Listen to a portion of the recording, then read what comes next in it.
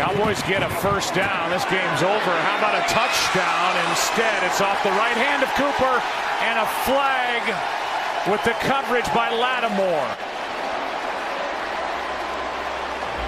Mike Pereira, I'm glad you're with us. Pass interference, number 23, defense, foul occurred in the end zone. Who's to blame for this Saints defeat at the hands of the Cowboys?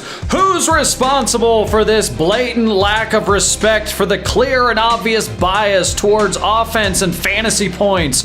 How dare you spit in the face of an entire league hell-bent on changing the rules to aid the offensively inclined to the detriment of defenses everywhere? This is totally uncalled for, and I demand answers! The Cowboys were supposed to be dead and in the gutter, bleeding out that white milk stuff from Jason Garrett's ear like he's a robot from an alien movie. He may still be an android. I haven't seen proof that he isn't, so I will continue to believe he is until I'm proven otherwise. Who's to blame? Who's to blame? Who's to blame?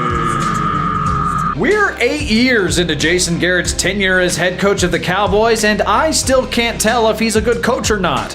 I don't know how to reconcile that with the fact that the Cowboys are one of the hottest teams in football atop the NFC East and just beat the New Orleans Saints with the 8 previous years of evidence that would suggest he's an inanimate object Jerry Jones paid a gypsy woman to bring to life. But nevertheless, give credit where credit is due. Jason Garrett had a game plan to beat the Saints. That game plan? Keep Drew Brees on the goddamn sideline. The most telling thing about the first half in this game, how little it had the Saints in it. The Cowboys had the ball for 22 minutes in the first half. Jerry Jones has had kidney stones that passed faster than that. That's longer than it takes Stephen King to write a novel. That's longer than Michael Jordan's Hall of Fame speech. To put that into perspective, the Cowboys kept the ball away from Drew Brees and the Saints longer than it took the greatest basketball player of all time to recount every accomplishment in his 19-year career and finding 30 ways to tell every other Hall of Famer, both living and deceased, in no uncertain terms that they can go fuck themselves. Yes, the Cowboys kept the ball away from Drew Brees longer than it took the pettiest man alive to prove he was the pettiest man alive and that he was also the greatest basketball player of all time. It came down to 2 things: the Cowboys' ability to put pressure on Drew Brees and also the Saints' inability to understand how to defend a screen.